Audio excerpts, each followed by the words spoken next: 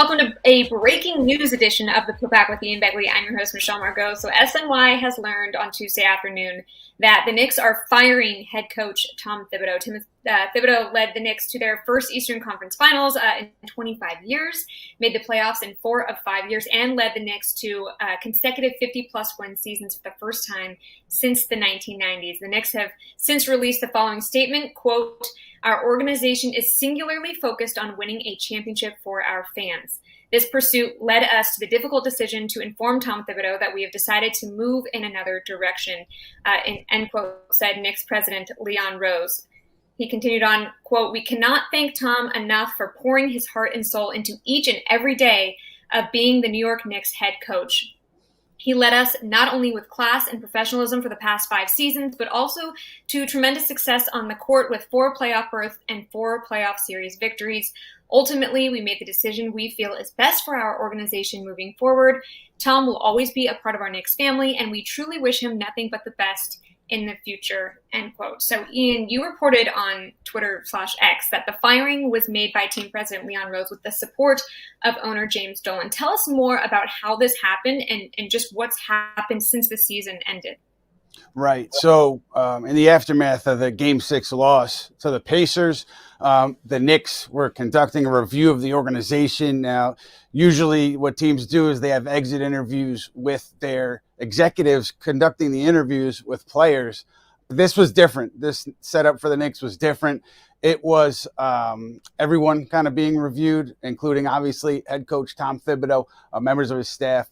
Not all players were involved. Top players were called in for the meeting. And, Knick owner Jim Dolan was there, but to say it was Leon Rose's decision is accurate because he is the one who would sign off on it. I mean, look, in the past, there were instances where the Knicks were on shaky ground. Tom Thibodeau was on shaky ground, but Leon Rose had never always chosen to stick with Tom Thibodeau and not, push this button that was pushed today. I go back to, even the All-Star break of the Kemba Walker season, Jim Dolan gave Leon the green light to do something. He chose not to. And there was another instance. So now it's different, right? Leon Rose obviously saw something different over the past year plus that led him to believe that, hey, this is the right move for the franchise. James Dolan backing Leon Rose there. And that's significant because Tom Thibodeau signed an extension, I think, last offseason, and there's at least $30 million guaranteed on an extension. And look, if Tom Thibodeau does not hook up with another franchise here, the Knicks will owe him all of that money. So that's a big check to pay, and that tells you a lot about how they felt about this direction that they're going today and what they have moving forward. I mean, there's been some criticism of Thibodeau's decisions with the rotation, but in the playoffs, he showed he was willing to make adjustments. He added Mitchell Robinson to the starting rotation, DeLon Wright, Landry Shamet. Was it just too little too late? It's interesting because people have talked about Thibodeau as a guy who doesn't play a lot, doesn't play a lot of his players, doesn't use his bench. And so that's the case pretty much all year. And then, midway through the Pacers series when they're down 2-0, you could see it as too little too late, and almost kind of questioning himself. He changed his starting lineup. He went a little bit deeper in his bench. And so, I don't know specifically how that was viewed by Leon Rose, but the idea that you're trying it when your back's against the wall, when you're 2 losses away from the end of your season, as opposed to working it in over the course of the regular season, I do know that rubs some people the wrong way. I mean, I remember Jalen Brunson was asked about it in the press conference, which we'll get to in a little bit. But when did you first get word that he was on the hot seat? You mentioned on the Putback during the Detroit series that it was pivotal for Thibodeau. But after winning that and the series in Boston, his job seemed fairly safe. Yeah, I'm surprised. I mean, I heard, again, in the aftermath of that Game 6 loss that he was being reviewed, just like everyone else would be. And that, to me, I took that as a sign that something could happen. But I still thought, given the resume, given how Tom Thibodeau had so much success here in New York where other coaches hadn't, you talk about back-to-back 50-win seasons for the first time, I believe, at least since the 2000 season, and then 3 straight years of playoff series wins hadn't happened in so long. So I thought because of his resume and the winning that he had done here, and really the extension. I thought that might save him ultimately, because that's a lot of money to eat, that they would ultimately decide that he was safe. But given that in the aftermath of this thing, the impetus was to, fully review the coach and James Dolan just, being there for those meetings, it seemed to me like, hey, there's a chance here that he could go. And that's kind of why I was talking about what I was talking about yesterday. Is there a world in which he stays with the organization in any capacity? If I had to guess, I would say no, because, when this happens, it's not like everybody kind of goes out for a drink and talks about old times after something like this. I'm sure there's hard feelings.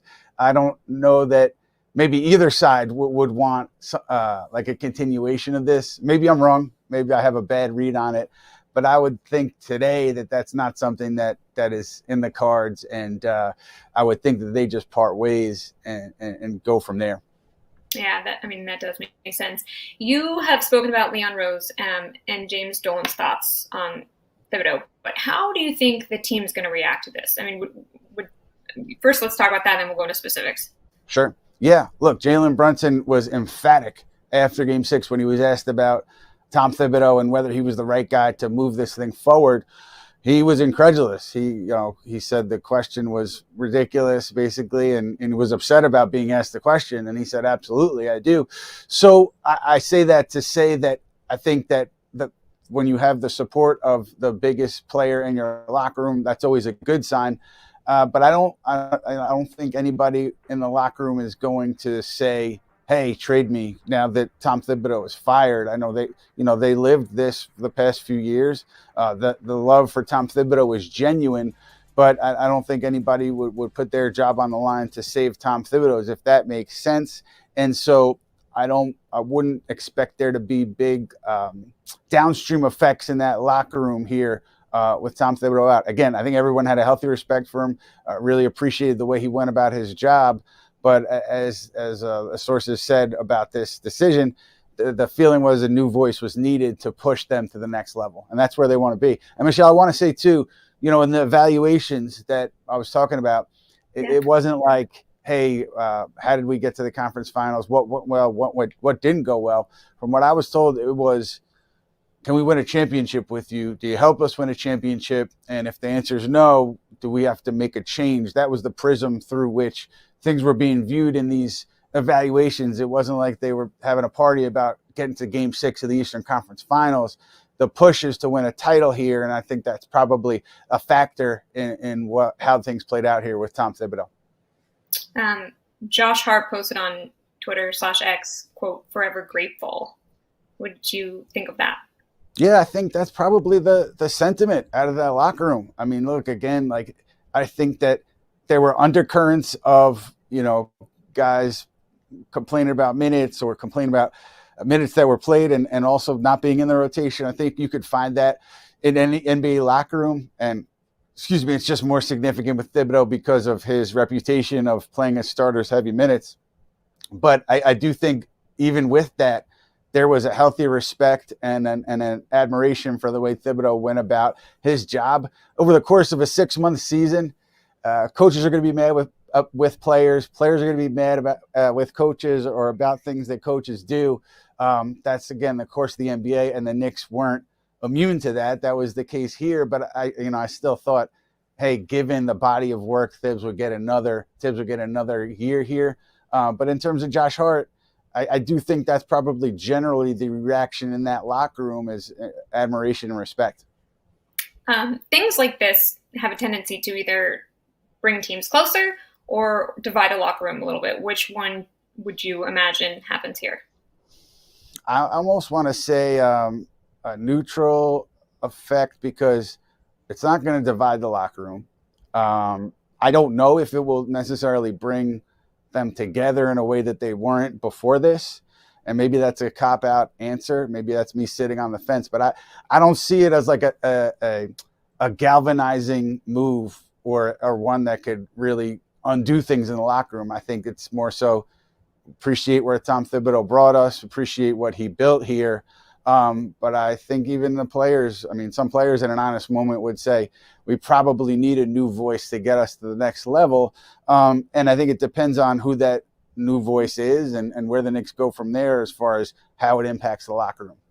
Well, something that matters very much is what Ben Stiller thinks, friend of the show. And he responded to the news with the following: I am a Tom Thibodeau fan. He brought this team back. I felt he gave every bit of himself and was always looking to improve. I will always be grateful for how far he brought the Knicks. They are relevant again. They are championship contenders again. The Knicks became winners. I mean, look, I can't speak for any other fans other than what Ben is saying there, but I do think if you polled the Knicks fan, that probably would be the overwhelming sentiment, the majority sentiment. Tom Thibodeau, like all coaches, not perfect, has his flaws, and you could make an argument that those flaws maybe would prevent the Knicks from going to that next level. That's certainly how the organization feels about it, but also you can't ignore what he's done here. The playoff appearances, the wins, the Knicks being in the best position they've been in 25 years, 25 plus years. And Thibodeau being in the middle of that, being the impetus for it, really, he and Jalen Brunson. And so the idea that he's built this thing up, helped build a winning culture here from the basement up, foundation up, it's got to be talked about, can't be ignored. You have to give him credit for that. This team, in their first year together, made the Eastern Conference Finals. With Tom Thibodeau out, do you think that signals a roster overhaul as well, or is the front office just going to continue with this group just under a new coach? You talk about significant roster overhaul, you're talking about trading for a significant player. Obviously, all eyes are on Giannis Antetokounmpo in Milwaukee and Kevin Durant in Phoenix. My read on that now is kind of, well, if for Giannis to end up in New York, he would have to tell the Bucks, I want to be traded. I want you to send me to one place, and that's the Knicks. And then the Bucks would have to say, all right, Giannis, we'll work with you. You've been great for us, so we're going to take whatever the Knicks best offer. And so to me, that's a lot of hurdles to clear before you get that kind of mega deal for Giannis Antetokounmpo. And with a Kevin Durant, I've been saying it since this stuff has bubbled up. I don't see that as likely at the end of the day. Maybe there's a shift in organizational thinking there, and they do decide to go seriously after Durant. I'm sure they'll talk to Phoenix, but I don't think at the end of the day it'll end up with Durant in New York. So those are the two huge moves that are on the table right now. I think it's less likely they go there than they are to bring the core back and then make changes on the bench, on the margins, and see where that takes them. But the Giannis thing will be out there until it isn't. And yeah, so many things have to fall into place for the Knicks there. So I think more likely you see this core moving forward with the next head coach. How will a move like this affect free agency of the Knicks heading into the offseason? I mean, does this make the Knicks look better without Tibbs? He was voted as coach players would least want to play for in an anonymous NBA players poll. Or is it more concerning now that they are starting with a new coaching regime? Look, the anonymous player polls, they also had Tyrese Halliburton as the most overrated player. So I don't put a lot of stock into it, because if you're going to say something anonymously and not put your name on it, it just leads me to give it less credence. But specifically with Thibodeau and free agents, of course, free agents know what they're getting into for a Tom Thibodeau coach team. But I don't think that would prevent them from coming here, because they see the opportunity to help this team win, to play in this market. And you could be, a forever hero if you help this team win a championship. So I think that would be the allure. Maybe another head coach being here makes it more palatable to be here, because you're not dealing with the heavy minutes and the detrimental traits of a Thibodeau. So maybe there's some degree of that, but I don't think in a major way at all it would change a free agent's thinking on coming here. Well, let me say this: when you're dealing with the biggest names in the sport, right, like Durant and Antetokounmpo, I think the coach does matter. If the player is going to make a push to go to one place, the coach does matter in that instance. But the free agents that the Knicks were going to be after, mid-level guys, bench guys, I don't think it would have impacted things greatly one way or another. Well, looking ahead to the future, they're going to have to hire a new coach. What are you hearing in the early going on who that person might be? I have not heard anything like solid enough to relay specific names. That you can connect the dots though on Johnny Bryant, because Johnny Bryant was the associate head coach under Tom Thibodeau. He was hired by the Knicks, not by Thibodeau, but by the organization, because they saw a lot in him. And they allowed him to go to Cleveland and sign with the Cavs in a similar role. He's there with Donovan Mitchell. Now he's close with Donovan Mitchell. He is a finalist reportedly for that Phoenix Suns job. They haven't made a decision yet. So, I think that logic tells you that he at least would be under consideration. Jay Wright is a name that everybody's going to throw out there because of the Villanova connections. I could say today that I'd be surprised if that's the direction it went. Mike Malone, and just in talking to people, over the course of since he got fired, never heard that was like something that people were super excited about. Now, look, opinions change. I'm not going to claim that I was able to pull every member of the organization when talk about these coaches, but just the conversations that I had never struck me as a slam dunk hire. And Taylor Jenkins hadn't heard that either. And so, Danny Hurley, I guess it's possible.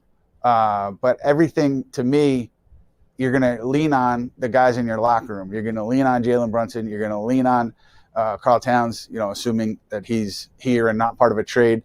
You're going to lean on Anunoby, Bridges, those guys, and you want a guy that they're comfortable with, because if you're married to that core, you want the coach to be somebody who fits what they like to do. So I think that's one prism you view it through. And, sometimes in the league, surprising things happen. Coaches who you don't think are going to be available become available. So I would expect the Knicks to take their time here.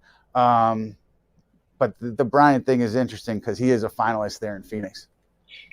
Tibbs has been known as a defensive-minded coach. What type of coach do you think Leon Rose and the front office are looking for this time around? I don't.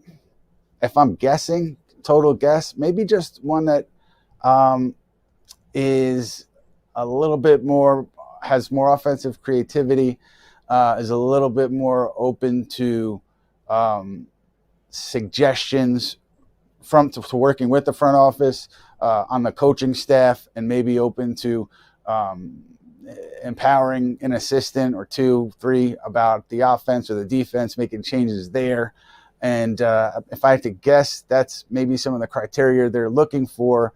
But if you're talking about, a coach to get you to the next level, I don't know how Johnny Bryant, look, he's never coached before. So that to me would be a little bit surprising, just because you're looking for, I would assume, a coach with some credentials here who has proven that he could coach a team to the top of the NBA or near it. So when you're talking about coaches with no NBA experience, I think that's something to think about as well. With Tom Thibodeau out, do you think this impacts Rip Brunson's role with the team or anyone else, on the bench under his regime? Well, Tom Thibodeau, like his assistants, they're his guys, right? They're guys who have been with him in Minnesota and in Chicago. By and large, there's an assistant here or there who isn't under that kind of Thibodeau tree. Like Mark Bryant being one, Mo Cheeks being another one. But with Rick Brunson specifically, I don't think so. If I had to guess, I don't think so. I don't think his role would be impacted. I think the thing there may be like if Rick felt like he didn't want to do it, maybe that would be a reason why it changed. But I don't think from the top, like from ownership, James Dolan, or team president Leon Rose, they would force any kind of a change there. That's my guess. I don't know. It was just a guess. I'm not sure if this is a reach, but this is the second time that Karl Anthony Towns has been on a Tibbs coach team, and the second time that Thibodeau was fired from coaching that team. Is there any meaning to that? And do you see Towns, continuing to be a centerpiece for the Knicks? I do. You're talking about Giannis Antetokounmpo would be the move there for Towns, and it would be, to me, obviously that's a move that any team would make. But outside of that, I think that they had a strong belief in Towns when they made the trade about the way he can impact the game. And I don't think they're going to pull the cord after one season. I would assume they knew what they were getting in Towns when they traded for him. So the defensive issues, while frustrating, I don't think they could be surprising to the people at the top of this organization. And so why would you go ahead and pull the cord on that experiment after 1 year if you knew exactly what you were getting into? Again, short of a Antetokounmpo or somebody at that caliber, that kind of a trade, I would assume Towns is here next year.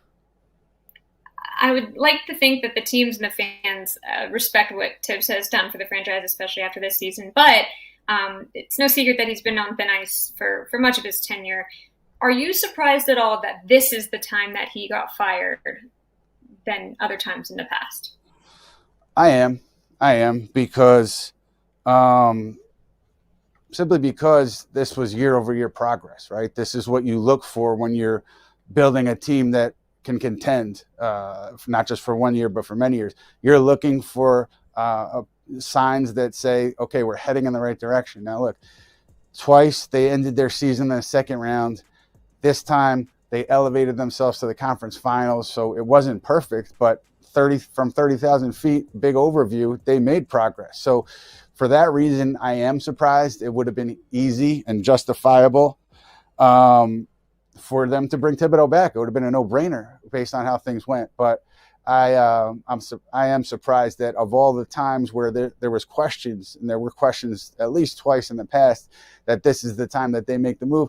But it tells you a lot about where they think they are and the sense of urgency, sense of immediacy that they have in wanting to get to the finals and win an NBA championship. I think they know that, while the window could be a few years, you can't squander away opportunities like the one they had this year.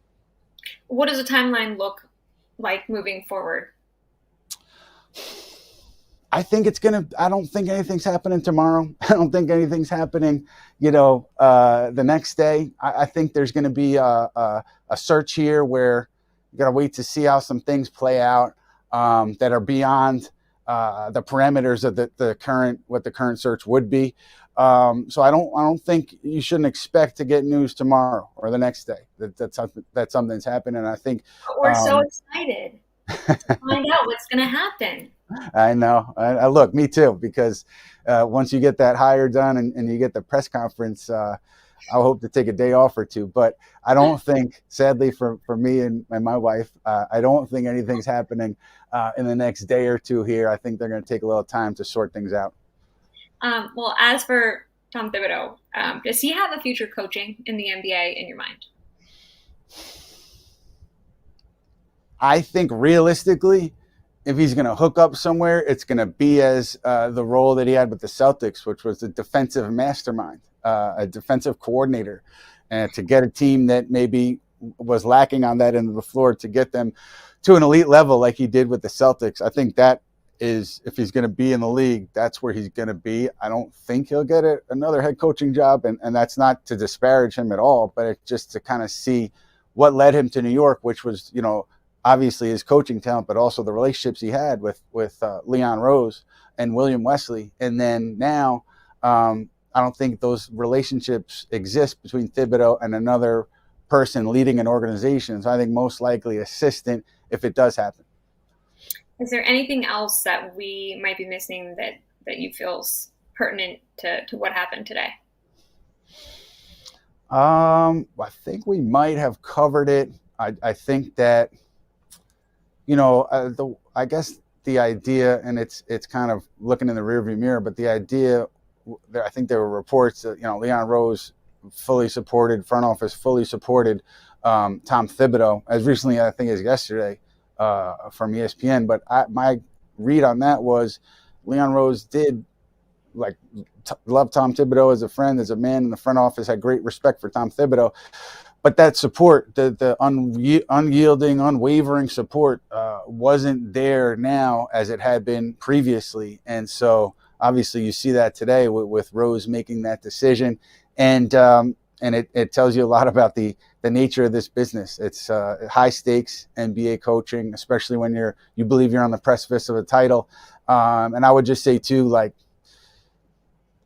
the names that are currently out there available, I would think that there would have to be some kind of sea change for somebody to be hired again next 24, 48 hours. I just wouldn't see it playing out that way. But let's see. The Knicks tend to surprise you, so maybe we'll be talking again 4:00 tomorrow about the Knicks' new head coach. Well, Godspeed for you and your sleep situation over the next couple weeks.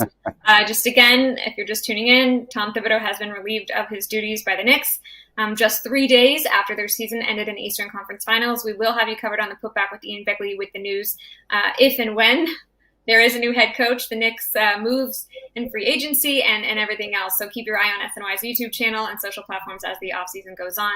Ian, thank you so much for the time. For Ian Begley, I'm Michelle Margot, and we will be back with you soon.